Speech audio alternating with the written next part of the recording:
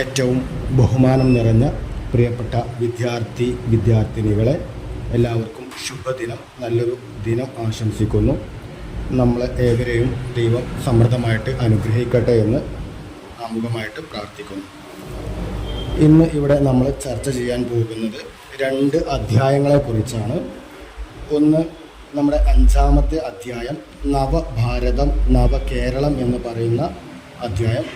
അതിനെ തുടർന്ന് ആധുനിക ലോകം എന്ന് പറയുന്ന 2 അധ്യായങ്ങളാണ് ഇന്ന് നിങ്ങളുടെ മുന്നിലേക്ക് ഞാനിന്ന് വെക്കുന്നത്.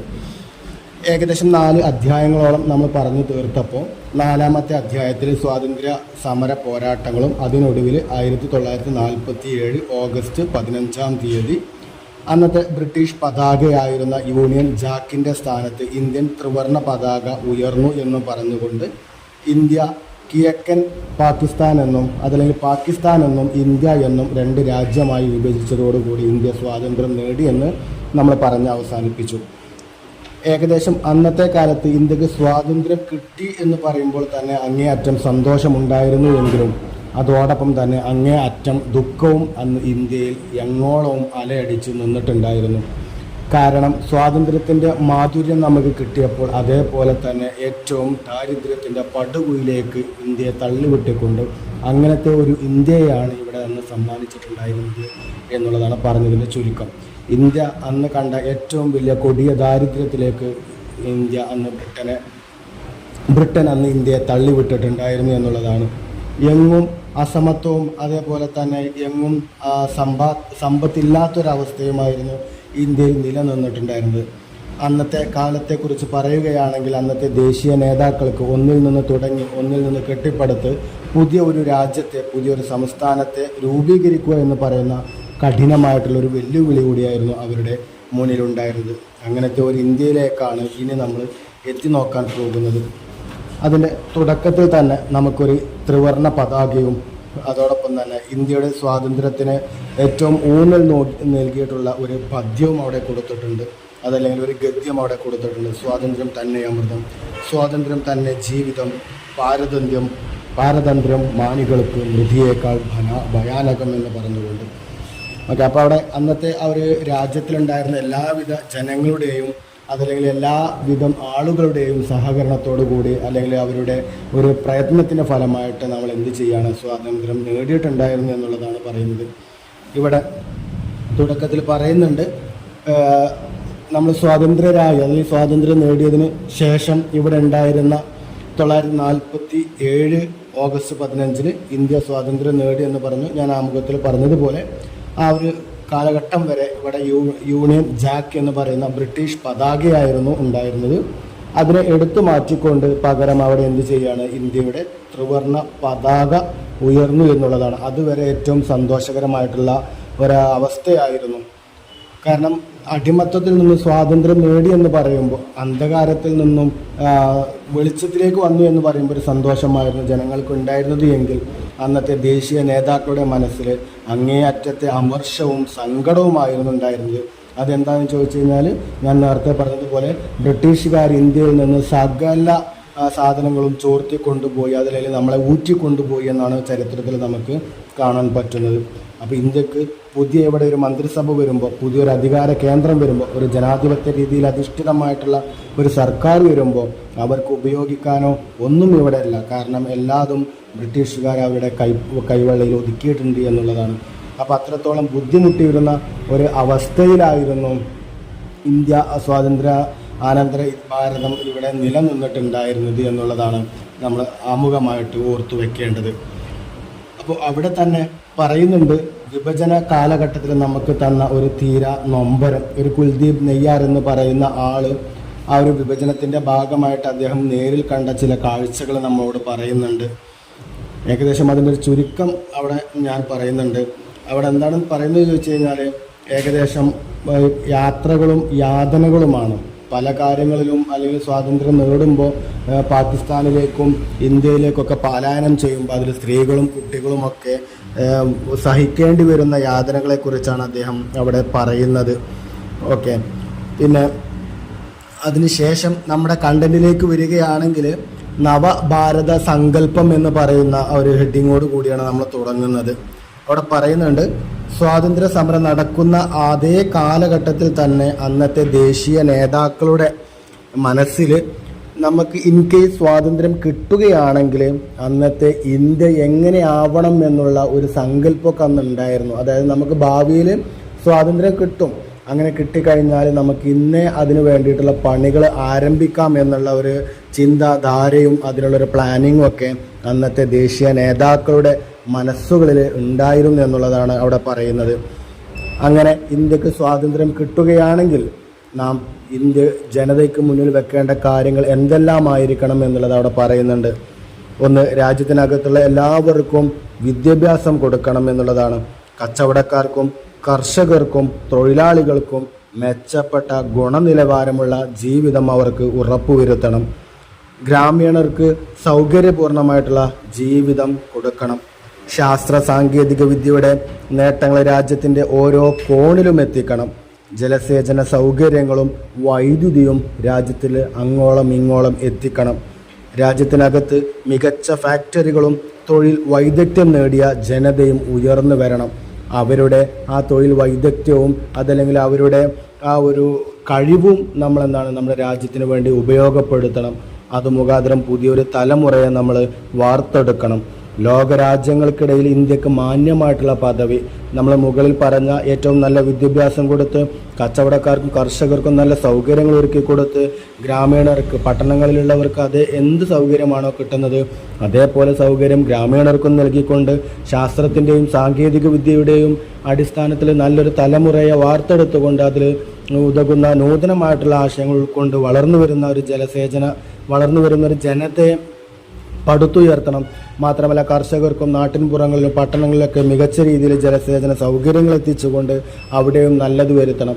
അങ്ങനെ പുറത്തുനിന്ന് ഏതൊരു രാജ്യക്കാരനും ഇന്ത്യയെ നോക്കിക്കാണുമ്പോൾ എല്ലാം കൊണ്ടും സമ്പൽ സമൃദ്ധി അണഞ്ഞ അല്ലെങ്കിൽ സമ്പൽ സമൃദ്ധി എത്തിയ ഒരു രാജ്യമാണ് ഇന്ത്യ എന്ന് നമ്മൾ രാജ്യങ്ങളെ കൊണ്ട് പറയിപ്പിക്കണമെന്ന് അന്നത്തെ ദേശീയ നേതാക്കൾക്കൊരു ആശയമുണ്ടായിരുന്നു എന്നുള്ളതാണ്.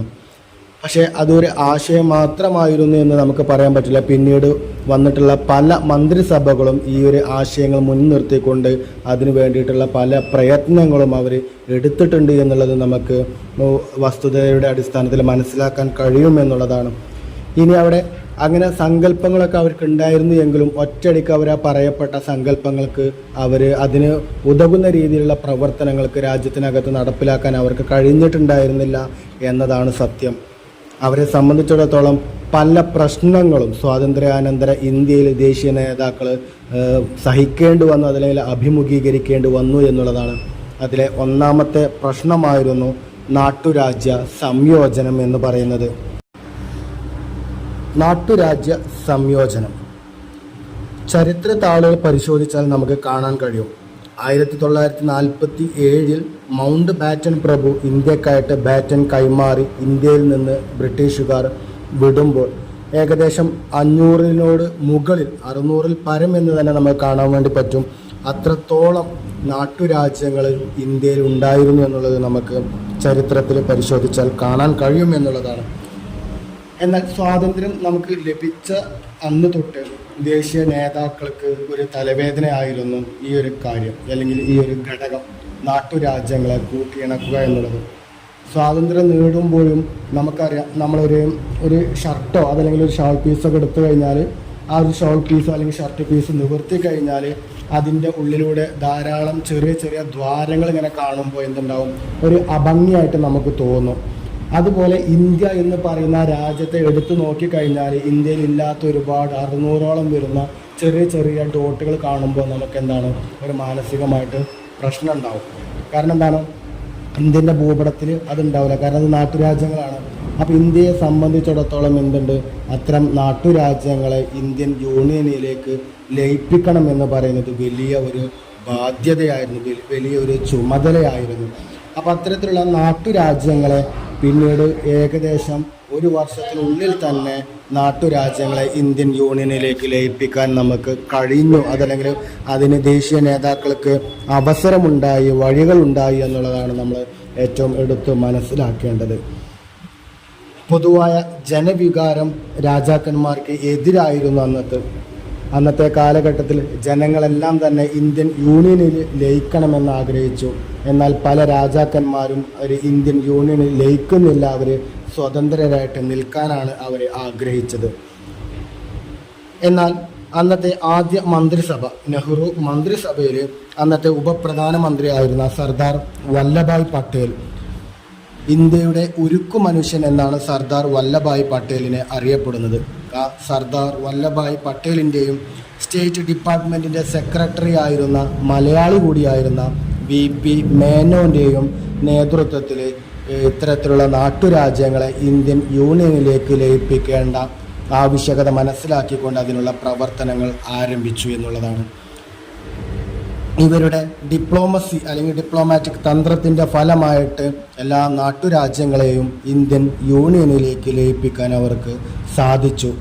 ദേശീയ സുരക്ഷയുമായി ബന്ധപ്പെട്ട തന്ത്രപ്രധാനമായ സ്ഥലങ്ങളെ കേന്ദ്ര ഗവൺമെൻറ്റിൻ്റെ നേരിട്ടുള്ള നിയന്ത്രണത്തിലാക്കാനും അവർക്ക് സാധിച്ചു. ഇവരുടെ രണ്ടാളുടെയും പ്രവർത്തന ഫലം കൊണ്ട് മാത്രമാണ് ഇത്തരത്തിലുള്ള നാട്ടുരാജ്യങ്ങൾ സ്വതന്ത്രമായി നിൽക്കാതെ അവരെല്ലാം ഇന്ത്യൻ യൂണിയനിലേക്ക് ആത്യന്തികമായിട്ട് ലയിച്ചത്. ഇതിൽ സർദാർ വല്ലഭായ് പട്ടേലിൻ്റെ പ്രയത്നത്തിൻ്റെ അനന്തരഫലമായിട്ടാണ് അദ്ദേഹത്തെ ഇന്ത്യയിലെ ഉരുക്കു മനുഷ്യനെന്ന് നാം എല്ലാവരും ഇന്നും വിശേഷിപ്പിക്കുന്നത് എന്നുള്ളതാണ്. ഇനി ബ്രിട്ടീഷുകാർ ഇന്ത്യ വിട്ട് പോയാലും അല്ലെങ്കിൽ പോയിരുന്നെങ്കിലും അന്നും പോവാത്ത 2 വിഭാഗം ആളുകൾ ഇവിടെ ഉണ്ടായിരുന്നു എന്നുള്ളതും നമുക്ക് പരിശോധനയിൽ കാണാവുന്നതാണ്. 1947 ബ്രിട്ടീഷുകാർ ഇന്ത്യ വിട്ടു, അത് സത്യം തന്നെയാണ്. പക്ഷേ ഫ്രാൻസ്, പോർച്ചുഗൽ അല്ലെങ്കിൽ ഡച്ച് പറങ്കികൾ അന്നും അവരെന്തുണ്ടായിരുന്നു, ഈ ഇന്ത്യയിൽ നിലനിന്നിട്ടുണ്ടായിരുന്നു. പക്ഷേ ഫ്രാൻസ്, പോർച്ചുഗൽ എന്നീ രാജ്യങ്ങൾ തങ്ങളുടെ കൈവശമുണ്ടായിരുന്ന സ്ഥലങ്ങളിൽ നിന്ന് വിട്ടുപോകാൻ അവർ മടിച്ചു നിന്നിരുന്നു എന്നുള്ളതാണ്. ജനങ്ങളുടെ എതിർപ്പിനെ തുടർന്ന് പോണ്ടിച്ചേരി, മാഹി, യാനം, കാരയ്ക്കൽ എന്നീ പ്രദേശങ്ങളിൽ നിന്നും ഫ്രാൻസ് വിട്ടുപോയി. ഇന്ത്യൻ സൈന്യം പോർച്ചുഗീസ് അധീന പ്രദേശമായ ഗോവയിലേക്ക് നീങ്ങിയതോടുകൂടി 1961 പോർച്ചുഗലും ഇന്ത്യ വിട്ടു. ഗോവ, ദാദ്ര, നാഗർ ഹവേലി എന്നീ പ്രദേശങ്ങൾ ഇന്ത്യ ഗവൺമെൻറ്റിൻ്റെ നിയന്ത്രണത്തിലുമായി എന്നുള്ളതാണ്. സ്വാതന്ത്ര്യാനന്തര ഭാരതത്തിൽ നാട്ടുരാജ്യ സംയോജനമായിരുന്നു ആദ്യ പ്രശ്നമെങ്കിൽ രണ്ടാമത്തെ ഒരു പ്രശ്നമായിരുന്നു ഭരണഘടന എന്നുള്ളത്. രാജ്യം സ്വാതന്ത്ര്യമാകാൻ പോവുകയാണ്. ഇവിടുത്തെ ജനങ്ങൾ സന്തോഷത്തിലാണ്. ഈ സന്തോഷം എന്നും നിലനിൽക്കണം.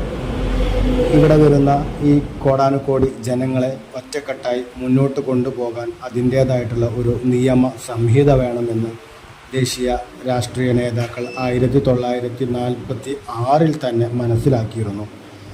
അതിൻ്റെ ഭാഗമായി നമുക്ക് എങ്ങനെ ഒരു ഭരണഘടന നിർമ്മിക്കാം എന്നുള്ളതിൻ്റെ ചർച്ച വളരെ വിശാലമായിട്ട് തന്നെ നടക്കുകയുണ്ടായി.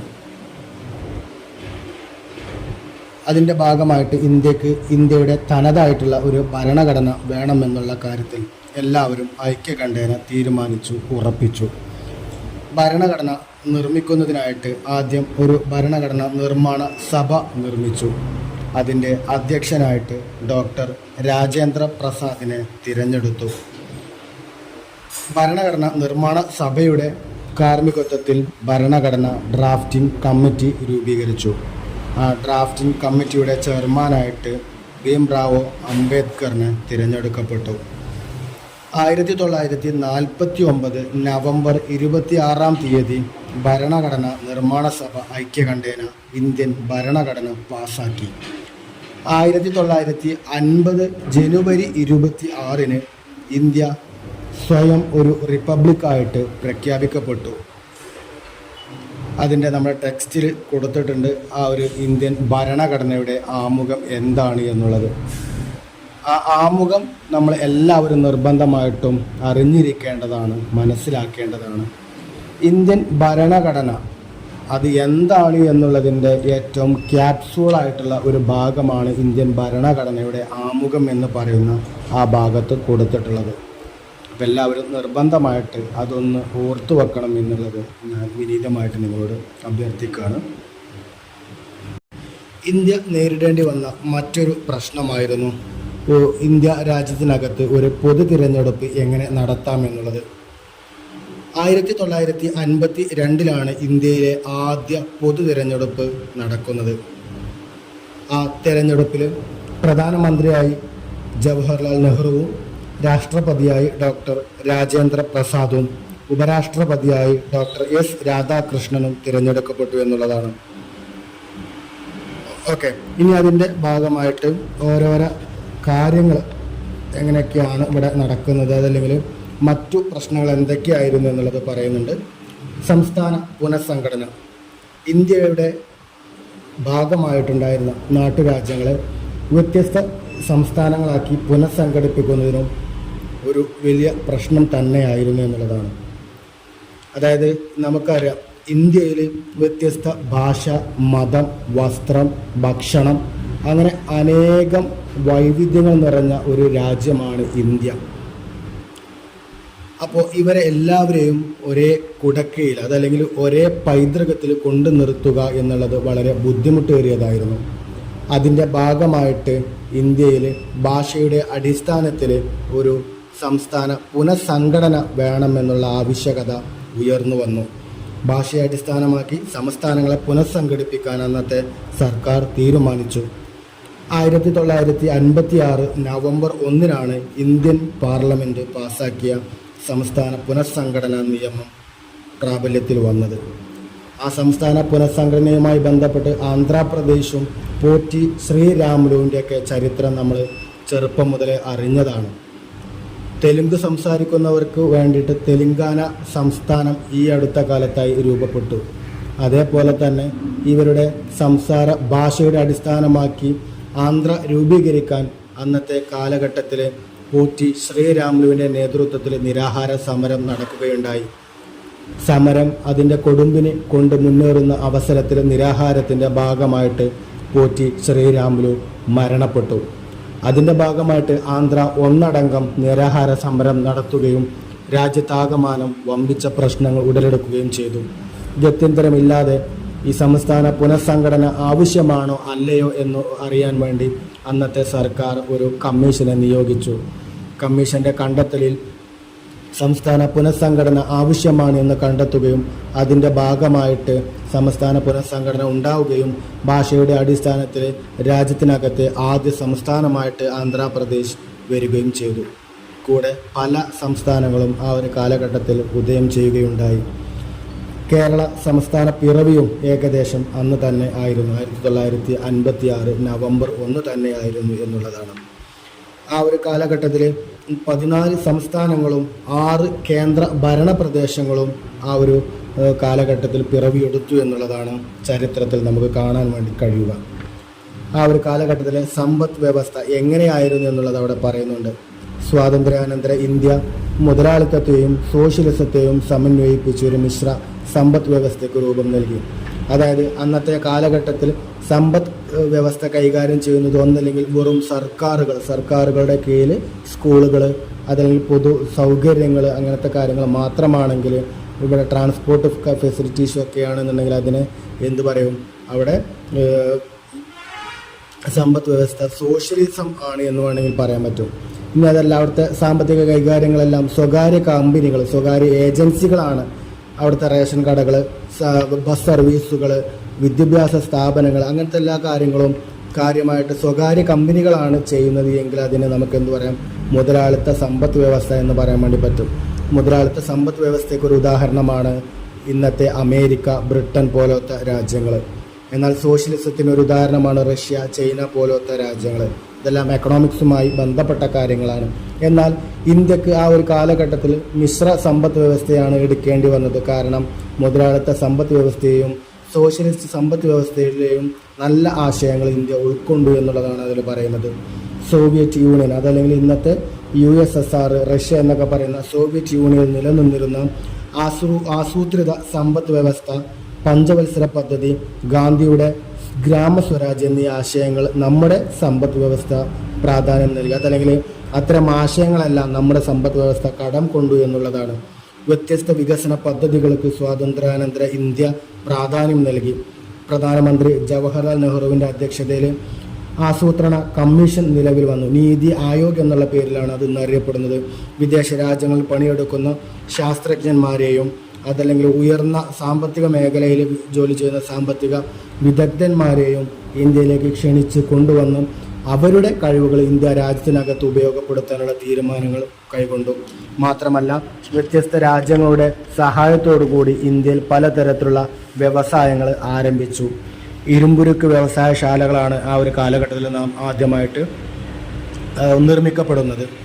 അതിലെ സോവിയറ്റ് യൂണിയൻ്റെ സഹായത്തോടുകൂടി നമ്മൾ ഭിലായ് എന്ന് പറയുന്ന സ്ഥലത്ത് ഇരുമ്പുരുക്ക് വ്യവസായശാല ആരംഭിച്ചു. ജർമ്മനിയുടെ സഹായത്തോടെ റൂർക്കേലയിൽ ഒരു സ്ഥാപനം ആരംഭിച്ചു. ബ്രിട്ടൻ്റെ സഹായത്തോടെ ദുർഗാപൂരിലും ഇരുമ്പുരുക്ക് വ്യവസായശാല നമ്മൾ ആരംഭിച്ചു എന്നുള്ളതാണ്.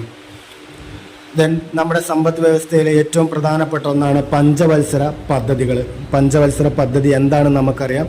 ഓരോ 5 വർഷത്തേക്ക് സർക്കാർ എന്ത് ചെയ്യണമെന്ന് മുൻകൂട്ടി തീരുമാനിച്ച് അതും പ്രകാരം ചെയ്യുന്ന കാര്യങ്ങളെയാണ് നമ്മൾ പഞ്ചവത്സര പദ്ധതി എന്ന് പറയാം. പഞ്ചവത്സര 5 വത്സരം എന്ന് പറഞ്ഞാൽ വർഷങ്ങൾ, 5 വർഷത്തേക്കുള്ള പദ്ധതി, കർമ്മ പദ്ധതികൾ തയ്യാറാക്കുകയാണ് ഇവിടെ ചെയ്യുന്നത്. 5 വർഷം കൊണ്ട് പൂർത്തീകരിക്കാവുന്ന പദ്ധതികൾ എന്ന രീതിയിലാണ് പഞ്ചവത്സര പദ്ധതികൾ ആരംഭിച്ചത്. 1951 ആരംഭിച്ച ഒന്നാം പദ്ധതിയിൽ കൃഷിക്കും 1956 ആരംഭിച്ച രണ്ടാം പദ്ധതിയിൽ വ്യവസായത്തിനും പ്രാധാന്യം നൽകി. വമ്പൻ അണക്കെട്ടുകൾ നിർമ്മിച്ചു. ജലസേചന മേഖല മെച്ചപ്പെടുത്തി. രാസവളം, കീടനാശിനി ഫാക്ടറികൾ, കാർഷിക ഗവേഷണ സ്ഥാപനങ്ങൾ എന്നിവ രാജ്യത്ത് കൃഷി മേഖല അഭിവൃദ്ധിപ്പെടാൻ കാരണമായി. ജലസേചനം, കൃഷി യന്ത്രങ്ങൾ, രാസവളം, കീടനാശിനികൾ, അത്യുൽപാദന ശേഷിയുള്ള വിത്തുകൾ എന്നിവയുടെ നിർമ്മാണത്തിന് വൻതോതിൽ മൂലധന നിക്ഷേപം സർക്കാർ നൽകുമെന്ന് ഉറപ്പിച്ചു. അതിൻ്റെ ഫലമായിട്ട് കാർഷികോൽപാദനം ഗണ്യമായിട്ട് വർദ്ധിച്ചു. ഇതാണ് ഇന്ത്യയിലെ ഹരിത വിപ്ലവം എന്ന് അറിയപ്പെടുന്നത്. കന്നുകാലി പരിപാലനം, പാലുൽപാദനം എന്നീ മേഖലയിൽ ഉണ്ടായ വൻ വർധനവാണ് ധവള വിപ്ലവം എന്നതുകൊണ്ട് അർത്ഥമാക്കുന്നത്. ഇന്ത്യയുടെ ശാസ്ത്ര സാങ്കേതിക മേഖലയുടെ മാറ്റങ്ങൾ എന്തെല്ലാം എന്നവിടെ പറയുന്നുണ്ട്. സ്വാതന്ത്ര്യാനന്തര ഇന്ത്യ ശാസ്ത്ര സാങ്കേതിക രംഗങ്ങളിൽ മികവ് കൈവരിച്ചു. ലോകത്തിൻ്റെ നെറുകയിൽ തന്നെ എത്തിച്ചു എന്ന് നമുക്ക് പറയാൻ വേണ്ടി പറ്റും. തുടർച്ചയായ വികസനത്തിനായിട്ട് നിരവധി ഗവേഷണ സ്ഥാപനങ്ങൾ ഇന്ത്യയിൽ നിലനിന്നു. CSIR ശാസ്ത്ര വ്യാവസായിക ഗവേഷണ സമിതി എന്ന പേരിൽ അറിയപ്പെടുന്നു. ICAR ഇന്ത്യൻ കാർഷിക ഗവേഷണ സമിതി എന്ന പേരിൽ അറിയപ്പെടുന്നു. ICMR ഇന്ത്യൻ മെഡിക്കൽ ഗവേഷണ സമിതി എന്ന പേരിൽ അറിയപ്പെടുന്നു. ഇത്തരത്തിലുള്ള ഗവേഷണ കേന്ദ്രങ്ങളെല്ലാം വരികയും അതിൻ്റെ കീഴിൽ ഒരുപാട് പരീക്ഷണ നിരീക്ഷണങ്ങളുടെ ഘട്ടങ്ങൾ താണ്ടുകയും രാജ്യത്തിന് ആവശ്യമായിട്ടുള്ള പല നൂതനമായിട്ടുള്ള ആശയങ്ങൾ കൊണ്ടുവരാനും ഈ ഒരു സ്ഥാപനങ്ങൾക്ക് കഴിഞ്ഞു എന്നുള്ളതാണ് നമ്മുടെ ഏറ്റവും വലിയ മികവ്. ശാസ്ത്ര വ്യാവസായിക ഗവേഷണ സമിതിയുടെ പദ്ധതികൾക്ക് നേതൃത്വം നൽകിയത് ഹോമി ജഹാംഗീർ ബാബ, ഹോമി ജെ ബാബ എന്നുള്ള പേരിലും അറിയപ്പെടും. അദ്ദേഹവും SN ഭട്നാർക്കർ എന്ന് പറയുന്ന വ്യക്തികളും ആയിരുന്നു എന്നുള്ളതാണ്. ശാസ്ത്ര മേഖലയിൽ ഏറ്റവും മികച്ച ലബോറട്ടറികൾ ഉൾപ്പെടുന്ന ഗവേഷണ സ്ഥാപനങ്ങൾ വേണമെന്നുള്ളൊരാശയം നമുക്കുണ്ടായിരുന്നു. അതിൻ്റെ ഭാഗമായിട്ട് ഇന്ത്യയിൽ പ്രധാനപ്പെട്ട 5 IITകൾ നിർമ്മിക്കാൻ നമുക്ക് കഴിഞ്ഞു. ഡൽഹിയിലും ഉത്തർപ്രദേശിലും വെസ്റ്റ് ബംഗാളിലും തമിഴ്നാടിലും മഹാരാഷ്ട്രയിലും ഇത്തരത്തിലുള്ള സ്ഥാപനങ്ങൾ ഉയർന്നു വരികയുണ്ടായി. IIT Indian institute of technology എന്ന് പറയപ്പെടുന്ന സ്ഥാപനങ്ങൾ നമുക്കറിയാം. ഇന്ന് രാജ്യത്തിനകത്ത് IT-യുമായി ബന്ധപ്പെട്ട് ഒരുപാട് വിദ്യാർത്ഥിനികൾ പഠിച്ചിറങ്ങുന്നു ITIകളിൽ നിന്ന്. അത്തരത്തിലുള്ള രാജ്യത്തിന് അഭിവൃദ്ധിമാകുന്ന രീതിയിൽ പലതരത്തിലുള്ള വിദ്യാർത്ഥിനികളെയും പടച്ചിറക്കാനും അവർക്ക് സാധിച്ചു എന്നുള്ളതാണ്. ഇന്ത്യയുടെ വിദ്യാഭ്യാസ മേഖല ലോക ജനത അതല്ലെങ്കിൽ ഇന്ത്യൻ ജനത ഏറ്റവും ഉറ്റുനോക്കുന്ന ഒരു മേഖലയാണ് ഇന്ത്യൻ വിദ്യാഭ്യാസം എന്ന് പറയുന്നത്. സ്വതന്ത്ര ഇന്ത്യൻ സർക്കാർ വിദ്യാഭ്യാസ മേഖലയിൽ പല പരിഷ്കാരങ്ങൾ കൊണ്ടുവന്നു. അങ്ങനെ പരിഷ്കാരത്തിനായിട്ട് ആദ്യമായി 1948 ഡോക്ടർ S രാധാകൃഷ്ണൻ്റെ നേതൃത്വത്തിൽ ഒരു ഉന്നത വിദ്യാഭ്യാസ കമ്മീഷനെ നിയമിച്ചു. സെക്കൻഡറി വിദ്യാഭ്യാസ മേഖലയെക്കുറിച്ച് ലക്ഷ്മണസ്വാമി മുതലേരിയ അടുത്ത ഒരു ഭാഗമാണ് വിദ്യാഭ്യാസം. ഇന്ത്യയിലെ വിദ്യാർത്ഥികളായാലും മുതിർന്നവരായാലും ഏറ്റവും കൂടുതൽ ഉറ്റുനോക്കുന്ന ഒരു മേഖലയാണ് വിദ്യാഭ്യാസം. സ്വാതന്ത്ര്യാനന്തര ഭാരതത്തിൽ വിദ്യാഭ്യാസ മേഖല എങ്ങനെയായിരിക്കണം എന്നുള്ളതിനെക്കുറിച്ചും വ്യക്തമായ കാഴ്ചപ്പാടുകൾ ദേശീയ നേതാക്കൾക്കുണ്ടായിരുന്നു. അതിൻ്റെ ഭാഗമായിട്ട് ഇന്ത്യൻ വിദ്യാഭ്യാസത്തിനെ പരിഷ്കരിക്കുന്നതിന് വേണ്ടിയിട്ട് പുതിയ സംരംഭങ്ങൾ കൊണ്ടുവന്നു. 1948 ഡോക്ടർ എസ് രാധാകൃഷ്ണൻ്റെ നേതൃത്വത്തിൽ ഒരു വിദ്യാഭ്യാസ പരിഷ്കാര കമ്മീഷൻ നിലവിൽ വന്നു. അതിനുശേഷം ഉന്നത വിദ്യാഭ്യാസ രംഗം എങ്ങനെയായിരിക്കണം എന്നുള്ളതിനെക്കുറിച്ച് പഠിക്കാനും റിപ്പോർട്ട് തയ്യാറാക്കുന്നതിനും വേണ്ടിയിട്ട് ലക്ഷ്മണസ്വാമി മുതലിയാരുടെ നേതൃത്വത്തിൽ മറ്റൊരു കമ്മീഷൻ നിയോഗിക്കപ്പെട്ടു. വിദ്യാഭ്യാസ മേഖലയിൽ സമഗ്രമായ മാറ്റങ്ങൾ നിർദ്ദേശിച്ച ഒരു കമ്മീഷനായിരുന്നു കോത്താരി കമ്മീഷൻ. 1964 കോത്താരി കമ്മീഷൻ നിലവിൽ വന്നത്. വിദ്യാഭ്യാസത്തിൻ്റെ മേൽനോട്ടം കേന്ദ്ര ഗവൺമെൻറ്റിൻ്റെ കീഴിലുള്ള മാനവ വിഭവശേഷി വികസന വകുപ്പിൻ്റെ കീഴിലാണ് ഉള്ളത്. സംസ്ഥാനങ്ങളിൽ വിദ്യാഭ്യാസ മന്ത്രി ഉണ്ടാകും, അതിൻ്റെ വകുപ്പ് സെക്രട്ടറി ഉണ്ടാകും, അതിന് നേതൃത്വം കൊടുക്കുന്നുണ്ട്. പുറമെ വിദ്യാഭ്യാസ മേഖല ഏറ്റവും ഉന്നതിയിലെത്താൻ വേണ്ടി പല പദ്ധതികളും പ്രൊജക്റ്റുകളും നടപ്പിലാക്കുന്നു. SS സർവശിക്ഷ അഭിയാൻ എന്നറിയപ്പെടുന്ന SS, RMS രാഷ്ട്രീയ ശിക്ഷ മാധ്യമിക് അഭിയാൻ എന്നറിയപ്പെടുന്ന പ്രൊജക്റ്റുകൾ സംസ്ഥാന തലത്തിൽ ഇവകളെല്ലാം യോജിപ്പിച്ച് നടപ്പിലാക്കുന്നു എന്നുള്ളതാണ്. മാത്രമല്ല കേരളം എന്ന പേരിൽ പ്രവർത്തിക്കുന്നുണ്ട് ഇത്തരം സ്ഥാപനങ്ങളെല്ലാം. മാത്രമല്ല കുട്ടികൾക്കുള്ള ഉച്ചഭക്ഷണം, യൂണിഫോം മുതലായ എല്ലാ കാര്യങ്ങളും സ്കൂളുകളിൽ നിന്ന് അവർക്ക് ലഭിക്കുന്നു. പ്രത്യേക പരിഗണന വേണ്ട കുട്ടികളുടെ വിദ്യാഭ്യാസം അവർ അതിനായിട്ട് വിവിധ പ്രൊജക്റ്റുകൾ നടപ്പിലാക്കുന്നു. 2009 പുതിയ ഒരു വിദ്യാഭ്യാസം, ഒരു യൂണിവേഴ്സൽ എഡ്യൂക്കേഷൻ എന്ന് പറയുന്ന സാർവത്രിക വിദ്യാഭ്യാസം എന്ന് പറയപ്പെടുന്ന നിയമം ഇവിടെ നടപ്പിലാക്കി. 6 വയസ്സ് മുതൽ 14 വയസ്സ് വരെയുള്ള കുട്ടികൾക്ക് വിദ്യാഭ്യാസം മൗലികാവകാശമാക്കി. എങ്ങനെയെന്ന് ചോദിച്ചാൽ 6 വയസ്സ് മുതൽ 14 വയസ്സ് വരെയുള്ള കുട്ടികൾ നിർബന്ധിതവും സൗജന്യവുമായിട്ടുള്ള വിദ്യാഭ്യാസം നൽകണം അല്ലെങ്കിൽ കിട്ടിയിരിക്കണം എന്നുള്ളൊരു നിയമം ഇവിടെയുണ്ട്. നമ്മുടെ സംസ്ഥാന തലത്തിലാണെങ്കിലും കേന്ദ്ര തലത്തിലാണെങ്കിലും വിദ്യാഭ്യാസവുമായി ബന്ധപ്പെട്ട് ധാരാളം പരിഷ്കൃത പാഠപുസ്തകങ്ങൾ വരുന്നു. അതിന് ദേശീയ തലത്തിൽ NCERTയും സംസ്ഥാന തലത്തിൽ SCERTയും ഇത്തരത്തിലുള്ള പുസ്തകങ്ങൾ നിർമ്മിക്കുന്നു എന്നുള്ളതാണ്. ഇനി ഇന്ത്യയുടെ വിദേശ നയം എന്താണ് എന്നുള്ളത് അവിടെ പറയുന്നുണ്ട്. ഇന്ത്യക്ക് സ്വാതന്ത്ര്യം കിട്ടുന്ന കാലത്ത് ലോകത്ത് 2 ശാക്തിക ചേരികളാണ് ഉണ്ടായിരുന്നത്. അതിൻ്റെ ഒരു ചെറിയൊരു ഇൻട്രോ ആണ് ഞാൻ കുറച്ച് മുൻപ് പറഞ്ഞത്. അവിടെ നമ്മൾ പറഞ്ഞ ഒരു ഇന്ത്യയുടെ സമ്പദ് വ്യവസ്ഥ, മിശ്ര സമ്പദ് വ്യവസ്ഥ നടപ്പിലാക്കി. അതേമാതിരി അവിടെ മുതലാളിത്ത സമ്പദ് വ്യവസ്ഥയും സോഷ്യലിസ്റ്റ് സമ്പദ് വ്യവസ്ഥയും ഉണ്ടായിരുന്നു എന്ന് പറഞ്ഞു. അമേരിക്ക, റഷ്യ പോലത്തെ ഒരു സമ്പദ് വ്യവസ്ഥയെ ഞാൻ അവിടെ നിങ്ങൾക്ക് പരിചയപ്പെടുത്തുന്നു. അതിൻ്റെ ഭാഗം തന്നെയാണ് ഇവിടെയും വരുന്നത്. ഇവിടെ എന്താണ് ഇന്ത്യയുടെ വിദേശ നയം? സ്വാതന്ത്ര്യാനന്തര ഇന്ത്യ ഒരു വിദേശ നയം ചേരിചേര നയം എന്നുള്ളതാണ് ഇന്ത്യ ഇവിടെ ഉടലെടുത്തത്. അവിടെയും പറയുന്നത് തന്നെയാണ്, ലോകം 2 ശാക്തിക ചേരികളിലായിരുന്നു. 1 അമേരിക്കയുടെയും 2 റഷ്യയുടെയും. അമേരിക്ക മുതലാളിത്ത സമ്പദ് വ്യവസ്ഥ പിന്തുടരുന്നു, റഷ്യ സോഷ്യലിസ്റ്റ് സമ്പദ് വ്യവസ്ഥ തുടരുന്നു. ഇന്ത്യ ആ ഒരു കാലഘട്ടത്തിൽ ഇതിൽ ആരെങ്കിലും ഒരാളെ സപ്പോർട്ട് ചെയ്താൽ മറ്റൊരു രാജ്യം ഇന്ത്യക്ക് ശത്രു ആവേണ്ടി വരും. അപ്പോൾ ഇന്ത്യ എന്ത് ചെയ്തു? ബുദ്ധിപരമായിട്ട് തന്ത്രപ്രധാനമായിട്ടുള്ള ആ ഒരു തീരുമാനത്തിലൂടെ ഇവിടെ എന്ത് ചെയ്യുകയാണ്? ചേരിചേരാ നയമെടുത്തുകൊണ്ട് ഇന്ത്യയുടെ വിദേശ നയം പറയുകയാണ് എന്നുള്ളതാണ്. അമേരിക്കയുടെ നേതൃത്വത്തിലുള്ള മുതലാളിത്ത ചേരിയും സോവിയറ്റ് യൂണിയൻ്റെ നേതൃത്വത്തിലുള്ള കമ്മ്യൂണിസ്റ്റ് ചേരിയുമായിരുന്നു അവിടെ നിലനിന്നിട്ടുണ്ടായിരുന്നത്. ഇന്ത്യ മേൽ പറഞ്ഞ 2 ചേരികളുടെയും പിണക്കാതെ 2 ചേരിയിലും ചേരാത്ത ഒരു വിദേശ നയമാണ് സ്വീകരിച്ചത്. അതിനെയാണ് നമ്മൾ ചേരിചേരാ നയം എന്നുള്ളത് പറയുന്നത്. ഇന്ത്യയുടെ വിദേശ നയത്തിലെ പ്രധാന തത്വങ്ങൾ എന്തൊക്കെയാണെന്നുള്ളത് അവിടെ പറയുന്നുണ്ട്. 1, സാമ്രാജ്യത്വത്തോടും കൊളോണിയൽ വ്യവസ്ഥയോടുമുള്ള എതിർപ്പ്. കാരണം ഇന്ത്യ നൂറ്റാണ്ടുകളോളം ഈ പറയപ്പെട്ട സാമ്രാജ്യത്വത്തിനും കൊളോണിയലിസത്തിനും അധീനമായിരുന്നു എന്നുള്ളത് കൊണ്ടാണ്. അപ്പോൾ ഈ എല്ലാ കാലത്തും ഇന്ത്യ അതിനെ എതിർക്കുന്നു എന്നുള്ളതാണ്. വംശീയവാദത്തോടുമുള്ള വിദ്വേഷം ഇന്ത്യക്കുണ്ടായിരുന്നു. ഒരു വംശത്തിനോ ഒരു മതത്തിനോ പ്രാധാന്യം കൊടുക്കാതെ എല്ലാവർക്കും ഒരേപോലെ പ്രാധാന്യം നൽകുന്ന ഒരു കാഴ്ചപ്പാടാണ് ഇന്ത്യക്കുള്ളത്. ഐക്യരാഷ്ട്ര സംഘടനയിലുള്ള വിശ്വാസം, രാജ്യങ്ങൾക്കിടയിൽ എന്തെങ്കിലും പ്രശ്നങ്ങൾ വന്നു കഴിഞ്ഞാൽ അതിനെ സമന്വയിപ്പിക്കുക, അതല്ലെങ്കിൽ അതിനെ ഇല്ലാതാക്കുക എന്നുള്ളതാണ് ഐക്യരാഷ്ട്ര സഭയുടെ പദവി, അതല്ലെങ്കിൽ അതിൻ്റെ ജോലി. അപ്പോൾ അങ്ങനെ എന്തെങ്കിലും പ്രശ്നങ്ങൾ വന്നു കഴിഞ്ഞാൽ അതിന് എല്ലാവിധ സപ്പോർട്ടും ഐക്യരാഷ്ട്ര സഭ നൽകുന്നുണ്ടെങ്കിൽ അതിനുള്ള എല്ലാ പിന്തുണയും അതിനുള്ള വിശ്വാസവും ഇന്ത്യയും എന്നും കൈവരിക്കുന്നു എന്നുള്ളതാണ്. സമാധാനപരമായിട്ടുള്ള സഹവർത്തിത്വം, എല്ലാ രാജ്യങ്ങളോടും എല്ലാ ജനങ്ങളോടും എല്ലാത്തിനോടും എന്ത് ചെയ്യാണ്? സമന്വയം വേണം. എന്തിന്? ഒരു പരസ്പര സഹായം, പരസ്പര സമാധാനം വേണമെന്നുള്ള സഹവർത്തിത്വം ഉണ്ടാകണം. പഞ്ചശീല തത്വങ്ങൾ വേണം. പഞ്ചശീല തത്വങ്ങൾ എന്താണെന്നുള്ളത് താഴെ പറയുന്നുണ്ട്. വിദേശ സഹായത്തിൻ്റെ ആവശ്യകതക്കുള്ള ഊന്നൽ നൽകണം. ഏതെങ്കിലും സന്ദർഭത്തിൽ സാഹചര്യത്തിൽ മറ്റു രാജ്യങ്ങൾ സഹായിക്കേണ്ടതായിട്ട് വരികയാണെങ്കിൽ അതിനെ സപ്പോർട്ട് ചെയ്യണം. ചേരാനായ ഒരു രാജ്യത്തിൻ്റെ പക്ഷം കൂടാതെ സ്വന്തമായിട്ട് നിലനിൽക്കാനുള്ള ഒരു കഴിവാണ് അവിടെ പറയുന്നത്. പഞ്ചശീല തത്വങ്ങൾ എന്താണെന്നുള്ളത് പറയുന്നുണ്ട്. 1954 ചൈനയുമായി ഒപ്പിട്ട കരാറാണ് പഞ്ചശീല തത്വങ്ങൾ. അവ എന്തൊക്കെയാണെന്ന് പറയുന്നു. രാജ്യത്തിൻ്റെ അതിർത്തിയും പരമാധികാരവും രണ്ട് രാജ്യങ്ങളും അംഗീകരിക്കണം. രണ്ട് രാജ്യങ്ങളും പരസ്പരം ഒരിക്കലും ആക്രമിക്കരുത്. ആഭ്യന്തര കാര്യങ്ങളിൽ പരസ്പരം ഇടപെടാതിരിക്കണം.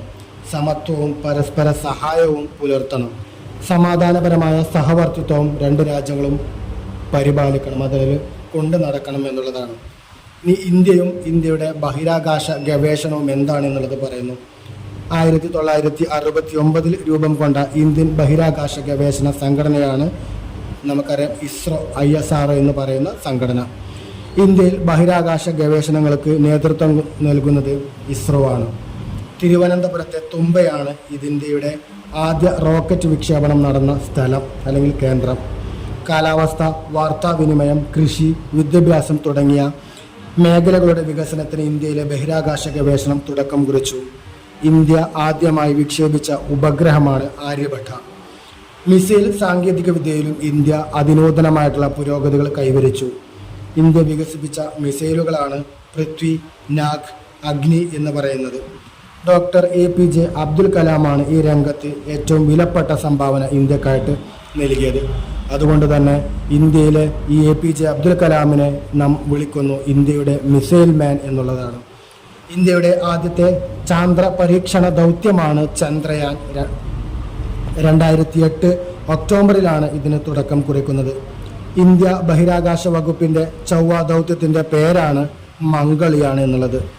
ചൊവ്വയുടെ നിരവധി ചിത്രങ്ങൾ മംഗൾയാൻ്റെ ക്യാമറകൾ ഒപ്പിയെടുത്തതായിട്ട് നമുക്ക് ഇന്നും കാണാൻ വേണ്ടി കഴിയുന്നു എന്നുള്ളതാണ്. ഇനി ഇന്ത്യയുടെ ആസൂത്രണം, നമ്മൾ പറഞ്ഞു നീതി ആയോഗ് എന്നറിയപ്പെടുന്ന ആസൂത്രണ കമ്മീഷൻ്റെ കീഴിലുള്ള ആസൂത്രണം എങ്ങനെയാണെന്ന് പറയുന്നുണ്ട്. വ്യത്യസ്ത മേഖലകളിൽ നടക്കേണ്ട വികസന പ്രവർത്തനങ്ങൾ ആസൂത്രണം ചെയ്ത് നടപ്പിലാക്കേണ്ടത് ഈ ഒരു വിഭാഗത്തിൻ്റെ വകുപ്പിൻ്റെ മേൽനോട്ടത്തിലൂടെയാണ്. ഭരണഘടനയുടെ നിർദ്ദേശക തത്വങ്ങളിൽ നിന്നുമാണ് ആസൂത്രണത്തിൻ്റെ ഉദ്ദേശ ലക്ഷ്യങ്ങൾ രൂപം കൊണ്ടിട്ടുള്ളത്. സ്വാതന്ത്ര്യാനന്തരം പൊതുമേഖലയ്ക്കാണ് ഊന്നൽ നൽകിയത്. ഇന്ന് പൊതുമേഖലയും സ്വകാര്യ മേഖലയും ഒരുപോലെ രാജ്യത്തിനകത്ത് പ്രവർത്തിക്കുന്നുണ്ട് എന്നുള്ളതാണ്. മുമ്പ് ആസൂത്രണത്തിനായി രൂപം നൽകിയ ആസൂത്രണ കമ്മീഷന് പകരം 2015 നിലവിൽ വന്ന സംവിധാനമാണ് നീതി ആയോഗ് എന്ന് പറയുന്നത്. അതിൻ്റെ ഫുൾ ഫോം അവിടെ കൊടുത്തിട്ടുണ്ട്, national institution for transforming India എന്നുള്ളത്. ഇതിൻ്റെ അധ്യക്ഷൻ പ്രധാനമന്ത്രിയാണ്. കേന്ദ്ര ഗവൺമെൻറ്റിൻ്റെ നയപരിപാടികൾ രൂപീകരിക്കുന്നതിൽ നീതി ആയോഗ് പ്രധാന പങ്ക് വഹിക്കുന്നുണ്ട് എന്നുള്ളതാണ്. നവഭാരതം അല്ലെങ്കിൽ നവഭാരത സങ്കല്പം എന്തെല്ലാമാണ് എന്നുള്ളത് നമ്മൾ നോക്കി. ഇനി അതേ ഒരു മേഖലയിൽ പ്രവർത്തിക്കുന്ന അല്ലെങ്കിൽ നമ്മൾ അറിയേണ്ട ഒന്നാണ് നവ കേരളം എന്ന് പറയുന്നത്. ജാതി, ജന്മി, നാടുവാഴ്ത്ത മേധാവിത്വത്തിനും ബ്രിട്ടീഷ് ഭരണത്തിനുമെതിരായ ചെറുത്തുനിൽപ്പുകളാണ് ഇന്ത്യയുടെ സ്വാതന്ത്ര്യ സമര പ്രസ്ഥാനത്തിൽ സജീവമായി പങ്കെടുക്കാൻ കേരളീയ ജനതയെ അല്ലെങ്കിൽ കേരളക്കാരെ സഹായിച്ചിട്ടുള്ളത്. ദേശീയ പ്രസ്ഥാനത്തിൻ്റെ ആവിർഭാവത്തോടെ ഐക്യ കേരളം എന്ന സങ്കല്പം മലയാളികൾ വേരുറയ്ക്കാൻ തുടങ്ങി എന്നുള്ളതാണ്. ഒരേ ഭാഷ സംസാരിക്കുന്നവർ വ്യത്യസ്ത പ്രദേശക്കാരായി നിന്നതിൻ്റെ അനുഭവം കേരളീയർക്ക് ഉണ്ടായിരുന്നു. തിരുവിതാംകൂർ, കൊച്ചി, മലബാർ എന്നീ വേർതിരിവ് മലയാളികളുടെ ഐക്യബോധത്തിന് തടസ്സമായിരുന്നു. ദേശീയ പ്രസ്ഥാനത്തിൻ്റെ അലയൊലികൾ ഇന്ത്യയുടെ വിവിധ കോണുകളിൽ ഉയർന്നപ്പോൾ മലയാളികളുടെ ഐക്യം എന്ന ആശയവും വളർന്നു വന്നു. അതിൻ്റെ ഭാഗമായി കേരള തീരങ്ങളിലും ദക്ഷിണേന്ത്യയിലും പല സ്വാതന്ത്ര്യ സമര പോരാട്ടങ്ങൾ നിലവിൽ വന്നു. അതിന് ഉദാഹരണങ്ങളാണ് 1924 വൈക്കം സത്യാഗ്രഹം, 1931-32 കാലഘട്ടത്തിലെ ഗുരുവായൂർ സത്യാഗ്രഹം. കേരളത്തിൻ്റെ എല്ലാ ഭാഗത്തുമുള്ള ആളുകളുടെ പങ്കാളിത്തം കൊണ്ട് ഇവ രണ്ടും ശ്രദ്ധേയമായിരുന്നു എന്നുള്ളതാണ്. ഐക്യ കേരളം എന്ന ആശയം ശക്തിപ്പെട്ടു തുടങ്ങി. 1945 ഐക്യ കേരള രൂപീകരണത്തെക്കുറിച്ച് ചർച്ച ചെയ്യാൻ ഒരു കമ്മിറ്റി രൂപീകരിച്ചു. ഇതിൻ്റെ അടിസ്ഥാനത്തിൽ 1947 തൃശ്ശൂരിൽ വെച്ച് ഐക്യ കേരള കൺവെൻഷൻ നടന്നു. 1949 ജൂലൈ 1 തിരുവിതാംകൂറും കൊച്ചിയും സംയോജിക്കപ്പെട്ടു. ഇന്ത്യൻ പാർലമെൻറ്റ് 1956 നവംബർ 1 ഭാഷാടിസ്ഥാനത്തിൽ സംസ്ഥാനങ്ങളെ രൂപീകരിക്കുന്ന നിയമം ഉണ്ടാക്കിയതോടെ കേരളവും പുതിയ ഒരു സംസ്ഥാനമായി, മലയാളികളുടെ സംസ്ഥാനമായി, മലയാളം സംസാരിക്കുന്നവരുടെ നാടായി മാറി. ഇനി ഇവിടെ നോക്കുന്നത് ഏകദേശം നമ്മുടെ ഇന്നത്തെ കാലഘട്ടത്തിലുള്ള കേരളത്തിൻ്റെ അവസ്ഥ എന്താണ് എന്നുള്ളത് തന്നെയാണ്. നമുക്ക് ഏറ്റവും അറിയാവുന്ന കാര്യങ്ങൾ തന്നെയാണ്. ടെക്സ്റ്റിൽ കാര്യമായിട്ടൊന്നും പറയുന്നൊന്നുമില്ല. നമുക്കറിയാം കേരളത്തിൻ്റെ ആരോഗ്യം എന്താണ് എന്നുള്ളതും കേരളത്തിൻ്റെ വിദ്യാഭ്യാസം എന്താണ് എന്നുള്ളതും കേരളത്തിൻ്റെ വ്യാവസായിക മേഖല എങ്ങനെയാണെന്നുള്ളതും നമുക്കറിയാവുന്ന കാര്യങ്ങൾ തന്നെയാണ് ഇവിടെ പറയുന്നത്. കേരളം മുന്നോട്ട് സാമൂഹ്യ നവോത്ഥാന പ്രസ്ഥാനവും തൊഴിലാളി കർഷക പ്രസ്ഥാനവും ദേശീയ പ്രസ്ഥാനങ്ങളൊക്കെ വളർന്നു വന്ന ഇടം പിടിച്ച ഒരു നാട് തന്നെയാണ് നമ്മുടെ കേരളം. ഈ കേരളം അവിടെ അങ്ങനത്തെ ഒരു നാട്ടിൽ തന്നെയാണ്. അതായത് എല്ലാവിധ കഷ്ടപ്പാടുകളും ബുദ്ധിമുട്ടുകളും നിറഞ്ഞ ഒരു മണ്ണിൽ തന്നെയാണ് കേരളം ഉടലെടുത്തിട്ടുള്ളത് എന്ന് തന്നെയാണ് പറയുന്നത്. കൃഷി, വാണിജ്യം, തോട്ട വ്യവസായം, ആധുനിക വ്യവസായങ്ങളെല്ലാം കേരളത്തിലും എന്താണ് വളർന്നു വന്നിട്ടുണ്ട് എന്നുള്ളതാണ്.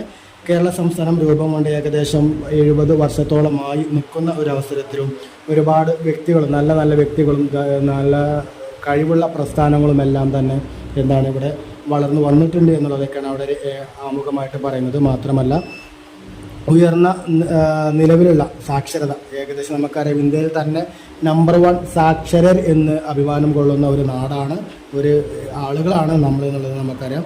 അതുകൊണ്ട് തന്നെ നല്ല രീതിയിലുള്ള പ്രതിശീർഷ വരുമാനം ജനങ്ങൾക്ക് കിട്ടുന്നുണ്ട്, നല്ല രീതിയിലുള്ള ആരോഗ്യം ജനങ്ങൾക്കുണ്ട്, നല്ല വിദ്യാഭ്യാസം ജനങ്ങൾക്കൊക്കെ കിട്ടുന്നുണ്ട്. അങ്ങനത്തെ ഒരു നാടാണ് നമ്മുടെ കേരളം. എല്ലാം കൊണ്ടും പോസിറ്റീവായിട്ടുള്ള ഒന്ന് തന്നെയാണ് നമ്മുടെ കേരളം എന്ന് പറയുന്നുണ്ട്. കേരളത്തിൻ്റെ ആരോഗ്യം എന്ന് പറയുമ്പോൾ സാമ്പത്തികമായി പിന്നോക്കമായ ഒരു സംസ്ഥാനമാണെങ്കിലും വികസിത രാജ്യങ്ങളോട് കിടപിടിക്കുന്ന രീതിയിലാണ് കേരളത്തിൻ്റെ പ്രവർത്തനം, കേരളത്തിൻ്റെ നിലനിൽപ്പ് എന്നുള്ളതാണ് ഇവിടെ പറയുന്നത്. പൊതുമരണനിരക്ക്, ശിശുമരണനിരക്ക്, ആയുർദൈർഘ്യം എന്നിങ്ങനെ പൊതുവെ അംഗീകരിക്കപ്പെട്ടിരിക്കുന്ന ആരോഗ്യ സൂചികകളാണ് കേരളത്തിൽ നിലനിൽക്കുന്നത്. എന്നാൽ ഇന്ന് അതിൻ്റെ അവസ്ഥ കുറച്ച് പരിതാപകരമാണ് എന്നുള്ളത് നമ്മൾ മനസ്സിലാക്കണം. സാമ്പത്തിക പിന്നോക്കാവസ്ഥയിലും ആരോഗ്യ മേഖലയിൽ കുറഞ്ഞ തുക മാത്രം ചെലവിട്ട് ഇത്രയേറെ നേട്ടങ്ങൾ കൈവരിക്കാൻ കേരളത്തിന് കഴിഞ്ഞിട്ടുണ്ട്. കേരളത്തിൻ്റെ ആരോഗ്യ മേഖല എന്ന് പറയുന്നത് ഇന്ത്യയിൽ മാത്രമല്ല ലോകത്ത് തന്നെ ഏറ്റവും മുന്നിട്ട് നിൽക്കുന്ന, ഉറ്റുനോക്കുന്ന ഒന്നാണ് എന്നുള്ളതാണ് നമ്മൾ അത് മനസ്സിലാക്കേണ്ടത്. കേരളത്തിൻ്റെ വിദ്യാഭ്യാസം എന്ന് പറയുന്നത് വിദ്യാഭ്യാസ പുരോഗതിയിലും ഏറെ മുന്നോട്ട് പോകുന്ന ഒരു നാടാണ് നമ്മുടെ കേരളം. സ്ത്രീകൾ ഉൾപ്പെടെയുള്ളവരുടെ സാക്ഷരത നിലവാരം ഏറ്റവും ഉയർന്ന രീതിയിൽ തന്നെയാണ്. പ്രൈമറി വിദ്യാലയങ്ങളിൽ വർദ്ധിച്ചു വരുന്ന പ്രവേശന തോതുമാണ് നമ്മളതിന് ഏറ്റവും കണക്ക് കൂട്ടുന്നത്. അതായത് പ്രൈമറി വിദ്യാഭ്യാസം തന്നെ നേടുന്നതിൽ ധാരാളം ആളുകൾ അതിൽ ഉണ്ട് എന്നുള്ളതാണ്. മാത്രമല്ല പ്രൈമറി ആണെങ്കിലും അപ്പർ പ്രൈമറി ആണെങ്കിലും ഉയർന്ന വിദ്യാഭ്യാസമാണെങ്കിലും ഒക്കെ എന്താണ് കേരളത്തിൽ അത് അക്വയർ ചെയ്യാൻ ധാരാളം ആളുകൾ ഉണ്ട് എന്നുള്ളതാണ്. തിരുവിതാംകൂറിൽ ഒരു മേഖല, തിരുവിതാംകൂർ ഉണ്ടായിരുന്ന ആ ഒരു കാലഘട്ടത്തിൽ തന്നെ 1870, 1890കളിലും വിദ്യാലയങ്ങളിൽ സ്ഥാപിച്ചിട്ടുണ്ടായിരുന്നു എന്ന് കണക്കുകൾ പറയപ്പെടുന്നുണ്ട്.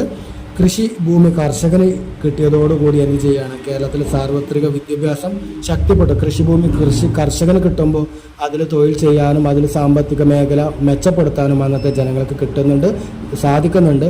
അങ്ങനെ സാധ്യമാകുമ്പോൾ എന്ത് ചെയ്യുന്നുണ്ട്, തങ്ങളുടെ മക്കളെ നല്ല വിദ്യാഭ്യാസം കൊടുക്കാൻ വേണ്ടി രക്ഷിതാക്കൾ ശ്രമിച്ചിട്ടുണ്ട് എന്നുള്ളതാണ്. ഉന്നത വിദ്യാഭ്യാസ മേഖലയും സാങ്കേതിക വിദ്യാഭ്യാസ മേഖലയും മെഡിക്കൽ മേഖലയും എന്നാണ് ഇന്ന് കേരളത്തിലെ ഏറ്റവും സജീവമായ വിദ്യാഭ്യാസ മേഖലകളാണ്. അതിൽ ഏറ്റവും കൂടുതൽ വിദ്യാർത്ഥികൾ പഠിക്കുന്നുണ്ട്. മലയാളികളെ സംബന്ധിച്ചിടത്തോളം നമുക്ക് ഉയർന്നു നിൽക്കുന്ന ഒന്ന് തന്നെയാണ് നമുക്ക് പറയാനും പറ്റും. കേരളത്തിൻ്റെ വ്യാവസായിക മേഖല നോക്കുകയാണെങ്കിൽ കാപ്പി, തേയില, റബ്ബർ എന്നിവയുമായി ബന്ധപ്പെട്ടാണ് കേരളത്തിൻ്റെ വ്യാവസായിക മേഖല മുന്നോട്ട് പോകുന്നത്. അതോടൊപ്പം തന്നെ കയറ്, കൈത്തറി, കശുവണ്ടി തുടങ്ങിയവുമായി ബന്ധപ്പെട്ട തൊഴിൽ ഇടങ്ങളും നിലനിൽക്കുന്നുണ്ട്. ഡീസൽ എഞ്ചിൻ കൊണ്ട് പ്രവർത്തിക്കുന്ന എണ്ണയാട്ട് മില്ലുകൾ സ്ഥാപിക്കപ്പെട്ടിട്ടുണ്ട്. 20-ാം നൂറ്റാണ്ടിൻ്റെ പകുതിയോടെ ആധുനിക വ്യവസായശാലകൾ തിരുവിതാംകൂറിലും കൊച്ചിയിലും സ്ഥാപിതമായിട്ടുണ്ട്. അതിനുദാഹരണമായിട്ട് പേപ്പർ മില്ലുണ്ട് പുനലൂരിൽ സ്ഥാപിച്ചിട്ടുള്ളത്. കളമശ്ശേരിയിലുള്ള ഫാക്ടറി എന്ന് പറയുന്ന സ്ഥാപനമുണ്ട്. കുണ്ടറയിൽ സിറാമിക്സ് എന്ന് പറയുന്ന സ്ഥാപനമുണ്ട്. കൊച്ചിയിൽ ടാറ്റ ഓയിൽ മിൽസ് ഉണ്ട്. ദെൻ പള്ളിവാസയിൽ പൊതു വൈദ്യുതി നിലയവുമുണ്ട് നമുക്കായിട്ട്. അപ്പോൾ ഇത്തരത്തിലുള്ള കാര്യങ്ങളൊക്കെ ഇവിടെ സ്ഥാപിക്കപ്പെട്ടിട്ടുണ്ട് എന്നുള്ളതാണ് ഇവിടെ പറയുന്നത്. മാത്രമല്ല പ്രകൃതി വിഭവങ്ങൾ സമ്പന്നമായിരുന്നിട്ടും കേരളം ഇന്ത്യൻ സംസ്ഥാനങ്ങളുടെ കൂട്ടത്തിൽ സാമ്പത്തികമായി പിന്നോക്കം നിൽക്കുന്ന ഒരു സംസ്ഥാനം കൂടിയാണ്. ഉൽപാദനക്ഷമത കൂടിയ ആധുനിക യന്ത്രവൽകൃത വ്യവസായങ്ങൾ കേരളത്തിൽ വളരെ കുറവാണ് എന്നുള്ളതാണ് അതിനുള്ളൊരു കാരണം. തൊഴിലില്ലായ്മയും ജനസാന്ദ്രതയും കേരളത്തിൽ ഏറ്റവും കൂടുതലായിട്ട് നിലനിൽക്കുന്നുണ്ട് എന്നുള്ളതാണ്. ഇനി കേരളത്തിൻ്റെ കൃഷി എന്ന് പറയുന്നത് ഇവിടെ കാര്യമായിട്ടുള്ളത് നെല്ല്, തെങ്ങ്, റബ്ബർ, ഏലം പോലത്തെ കൃഷികൾ തന്നെയാണ് എന്നുള്ളതാണ്. കൃഷിയിടത്തിൻ്റെ വലുപ്പത്തിൻ്റെ ഒരു ധാരാളം വ്യത്യാസമുണ്ട്. നമുക്കറിയാം കേരളം ഒരു ചെരിഞ്ഞ് കിടക്കുന്ന ഏരിയയാണ്. സമതലങ്ങൾ നന്നേ കുറവാണ്, മലം പ്രദേശങ്ങളാണ് നമുക്ക് ഉള്ളത്. അപ്പോൾ അതുകൊണ്ട് തന്നെ കൃഷിയിടങ്ങൾ വളരെ കുറവാണ് എന്ന് നമുക്ക് പറയാൻ വേണ്ടി പറ്റുമെന്നുള്ളതാണ്. ഭൂപരിഷ്കരണവും അനുബന്ധവുമായിട്ടുണ്ടായ സാമൂഹ്യ മാറ്റങ്ങൾ, ദെൻ കൂട്ടുകുടുംബത്തിൽ നിന്നുള്ള അണുകുടുംബ മാറ്റം, ഇവയൊക്കെ എന്തുണ്ട് ഒരു കൃഷിയെ അത്യാവശ്യം കുഴപ്പമില്ലാത്ത രീതിയിൽ ബാധിച്ചിട്ടുണ്ട് എന്ന് നമുക്ക് പറയാൻ വേണ്ടി പറ്റും. ദെൻ എങ്കിലും എന്തുണ്ട് അത്യാവശ്യം നല്ല രീതിയിൽ തന്നെ ഒരു കാർഷിക മേഖല പുരോഗതി കൈവരിച്ച ഒന്നാണ്. എന്നാൽ ഇപ്പോഴും കേരളത്തിൽ എന്തുണ്ട് പല കൃഷികളും തുടർന്ന് വരുന്നുണ്ട്. അതിൽ നെല്ല്, റബ്ബർ, തെങ്ങ്, കശുമാവ്, കവുങ്ങ്, സുഗന്ധ വിളകൾ, പച്ചക്കറികൾ, കിഴങ്ങ് വർഗ്ഗങ്ങളൊക്കെ എന്താണ് ഇന്നും കേരളത്തിൽ എന്താണ് കൃഷിയിടങ്ങളിൽ നമുക്ക് കാണാൻ പറ്റുന്ന ഒന്നാണ്. മാത്രമല്ല അത്യുൽപാദന ശേഷിയുള്ള വിത്തുകളുടെ ഉപയോഗവും എന്തുണ്ട് ഇവിടെ നിലനിൽക്കുന്നുണ്ട് എന്നുള്ളതാണ്. അപ്പോൾ ഇതാണ് നമ്മൾ ഇത്രയും നേരം ചർച്ച ചെയ്തിട്ടുണ്ടായിരുന്ന നമ്മുടെ ഈ അധ്യായവുമായി ബന്ധപ്പെട്ട് പറയാനുള്ളത്. നവഭാരതം, നവകേരളം എന്ന് പറയപ്പെടുന്ന ഈ അധ്യായത്തിൽ ഇത്രയും കാര്യങ്ങളാണ് നമ്മൾ ചർച്ച ചെയ്തിട്ടുള്ളത്. 5-ാമത്തെ അധ്യായമാണ് നമ്മൾ നോക്കിയിട്ടുണ്ടായിരുന്നത്. അപ്പോൾ അതിന് തുടക്കം മുതൽ ഒന്നുകൂടി ജസ്റ്റ് അതിൻ്റെ ഘടകങ്ങളൊന്നും പറയാണ്. നവഭാരതം എന്ന് പറയുന്ന ഒരു കാലഘട്ടത്തിൽ വിഭജനാനന്തര ഇന്ത്യയിൽ ധാരാളം പ്രശ്നങ്ങൾ നിലനിന്നിരുന്നു എന്ന് പറഞ്ഞു. അതിൽ കുറേ ഘടകങ്ങൾ, നാട്ടുരാജ്യങ്ങളുടെ സംയോജനമായാലും പൊതു തിരഞ്ഞെടുപ്പായാലും ഇവിടുത്തെ ആസൂത്രണ മേഖലയായാലും ഇവിടുത്തെ വിദ്യാഭ്യാസമായാലും സമ്പദ് വ്യവസ്ഥയായാലും ഭരണഘടനയായാലും വിദേശ നയമായാലും ശാസ്ത്ര സാങ്കേതിക വിദ്യകളായാലും ഒരുപാട് പ്രശ്നങ്ങൾ ഇവിടെ നിലനിന്നിരുന്നു എന്നും അതിൽ ഓരോരോ നേതാക്കന്മാർ വഹിച്ച പങ്കുകൾ എന്താണ് എന്നുള്ളത് നമ്മൾ നോക്കി. ഇപ്പം നവഭാരത സങ്കല്പം എന്ന് പറയുന്നതിൽ സ്വാതന്ത്ര്യാനന്തരം രാജ്യം ഉയർന്നു വരുമ്പോൾ ഇവിടെ എന്ത് വേണം, ഒരു പുതിയ ഭാരതമാകുമ്പോൾ അതിൽ നമ്മൾ ജനങ്ങൾക്ക് ഒരുപാട് കാര്യങ്ങൾ കൊടുക്കേണ്ടതുണ്ട്. ആ കാര്യങ്ങൾ എന്തൊക്കെയാണ് എന്നുള്ളത് നമ്മൾ നോക്കിയിട്ടുണ്ടായിരുന്നു. പിന്നെ VP മേനോൻ്റെയും അതേപോലെ നമ്മുടെ ഈ സർദാർ വല്ലഭായ് പട്ടേലിൻ്റെയും റോള് നമ്മൾ നോക്കി. ദെൻ അതോടൊപ്പം തന്നെ ഭരണഘടനയുമായി ബന്ധപ്പെട്ട് പറഞ്ഞപ്പോൾ ഇവിടെ ഭരണഘടന ഡ്രാഫ്റ്റിംഗ് കമ്മിറ്റി, ഭരണഘടന നിർമ്മാണ സഭ നമ്മൾ നോക്കി. അതിൽ രാജേന്ദ്ര പ്രസാദും BR അംബേദ്കറും ആരാണ് എന്നുള്ളത് നോക്കി. ദെൻ 1952 നടന്ന പൊതു തിരഞ്ഞെടുപ്പ്, ആ പൊതു തിരഞ്ഞെടുപ്പിൽ എന്ത് ചെയ്യാണ് അവിടെ അതിൻ്റെ ഭാഗമായിട്ട് ജവഹർലാൽ നെഹ്റു അതേമാതിരി S രാധാകൃഷ്ണൻ തുടങ്ങിയ ആളുകൾ എന്ത് ചെയ്യാണ് അവിടെ വിജയിച്ച് വന്നു എന്നുള്ളത് നമ്മൾ പറഞ്ഞു. അപ്പോൾ ആ എലക്ഷന് 1952 നടന്ന എലക്ഷനിൽ മന്ത്രിസഭ രൂപീകരിച്ചപ്പോൾ അതിൽ നേതൃത്വം വഹിച്ച ആളുകളാണ് നമ്മളവിടെ പറഞ്ഞത്. അതിൻ്റെ ഭാഗമായിട്ട് ഞാൻ നിങ്ങൾക്കൊരു കുഞ്ഞു ചോദ്യം തരികയാണ്. ആ നടന്ന പൊതു തിരഞ്ഞെടുപ്പിൽ ആദ്യം വോട്ട് ചെയ്ത ആൾ ആരാണ് എന്നുള്ളത് നിങ്ങളൊന്ന് കണ്ടെത്തണം. എന്നിട്ട് എല്ലാവരും ഒന്ന് മെസ്സേജ് ഒന്ന് ഇടണം കേട്ടോ. അപ്പോൾ അതുമായി ബന്ധപ്പെട്ട് ക്ലൂ തരാനുള്ളത്, അദ്ദേഹം എന്താണ് അദ്ദേഹത്തിൻ്റെ ചരിത്രം പറയുന്നത്, അദ്ദേഹം ഏകദേശം ഹരിയാന, പഞ്ചാബ് ഭാഗങ്ങളിൽ ഒരു മലയോര പ്രദേശത്തിലെ ഒരു LP സ്കൂളിൽ HM ആയിരുന്നു എന്ന് അവിടെ പറയുന്നുണ്ട്. ആ വ്യക്തി അദ്ദേഹം ഒരു ഇലക്ഷൻ ഓഫീസറായിട്ട് അദ്ദേഹത്തിന് ഡ്യൂട്ടി കിട്ടുകയാണ്. അപ്പോൾ ആ ഇലക്ഷനുമായി ബന്ധപ്പെട്ട് അദ്ദേഹം ആ ഓഫീസ് ഡ്യൂട്ടിയിലിരിക്കുന്ന സമയത്ത് അദ്ദേഹം ഏറ്റവും ആദ്യമായിട്ട് അദ്ദേഹം തന്നെ പരീക്ഷണാടിസ്ഥാനത്തിൽ ഏറ്റവും ആദ്യം വോട്ട് ചെയ്തു എന്നുള്ളതാണ്. അദ്ദേഹം ഈ അടുത്ത കാലഘട്ടത്തിലാണ് അദ്ദേഹം മരണപ്പെട്ടുള്ളത്. ഏകദേശം 100-നോടടുത്ത് പ്രായം വന്നപ്പോൾ അല്ലെങ്കിൽ 100 വയസ്സ് പൂർത്തീകരിച്ചതിന് ശേഷമാണ് അദ്ദേഹം മരിക്കുന്നത്. അപ്പോൾ ഈ ക്ലൂ ഒക്കെ വെച്ചിട്ട് നിങ്ങൾ ആ ഇന്ത്യയിൽ നടന്ന ആദ്യ പൊതു തിരഞ്ഞെടുപ്പിൽ ആദ്യം വോട്ട് ചെയ്ത ആൾ ആരാണ് എന്നുള്ളത് നിങ്ങളൊന്ന് കണ്ടെത്തണം. ഓക്കെ, ഇങ്ങനെ അതിൻ്റെ ഭാഗമായിട്ട് പിന്നീട് നമ്മൾ പറഞ്ഞിട്ടുണ്ടായിരുന്നത് ഇവിടെ സമ്പദ് വ്യവസ്ഥ എന്താണ്, ഇന്ത്യയുടെ മിശ്ര സമ്പദ് വ്യവസ്ഥയാണ് നമ്മൾ പറഞ്ഞു. ഇതിന് പഞ്ചവത്സര പദ്ധതി 5 വർഷം കൊണ്ട് രൂപീകരിച്ച് അല്ലെങ്കിൽ 5 വർഷത്തേക്ക് പ്ലാൻ ചെയ്തുണ്ടാക്കുന്നതാണ് പഞ്ചവത്സര പദ്ധതി എന്ന് നമ്മൾ പറഞ്ഞു. അതോടൊപ്പം തന്നെ ശാസ്ത്ര സാങ്കേതിക വിദ്യാഭ്യാസ വിദേശ നയം എന്താണെന്ന് നമ്മൾ പറഞ്ഞു. ആ വിദേശ നയവുമായി ബന്ധപ്പെട്ട് ഇന്ത്യയുടെ വിദേശ നയം എക്സാമുകളിൽ ചോദിക്കാറുണ്ട്, അതെന്തായാലും നിങ്ങളൊന്ന് ഓർത്തു വെക്കണം. അതുമായി ബന്ധപ്പെട്ട് നവകേരളം എന്താണെന്ന് നമ്മൾ പറഞ്ഞു. കേരളത്തിൻ്റെ ആരോഗ്യ, വിദ്യാഭ്യാസ, വ്യാവസായിക ഭാഗങ്ങൾ എന്തൊക്കെയാണെന്ന് നമ്മൾ നോക്കി. അപ്പോൾ ഇത്രയും കാര്യങ്ങളാണ് നമ്മൾ ഈ 5-ാമത്തെ അധ്യായത്തിൽ ഇന്ന് ചർച്ച ചെയ്തിട്ടുള്ളത്. ഓക്കെ.